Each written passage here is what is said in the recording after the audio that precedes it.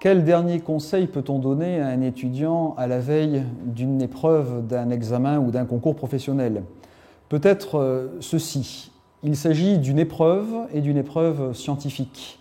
Il s'agit d'une épreuve au sens propre du terme. Il faut arriver reposé autant que faire se peut le jour de l'épreuve, car l'aspect physique n'est certes pas à négliger, surtout lorsque les épreuves doivent s'enchaîner sur plusieurs jours.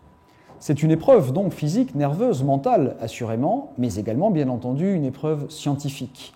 Comment aborder scientifiquement un sujet, qu'il s'agisse d'une épreuve purement pratique ou d'une dissertation plus générale, avec, je crois, quelques éléments extrêmement simples.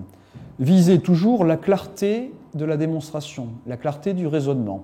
Le devoir doit être construit de manière à ce qu'un fil directeur puisse émerger assez facilement. Il n'est pas nécessaire de se noyer dans un luxe de détails, au risque, au contraire, d'être contre-productif et de perdre le lecteur, qui est un correcteur en l'occurrence.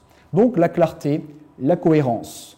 On peut dire à la manière d'une boutade que si le sujet est technique, il faut lui apporter un éclairage théorique. Si le sujet est purement théorique, il faut lui apporter un éclairage technique de manière à convaincre le correcteur, le lecteur, que le candidat maîtrise à la fois l'un et l'autre.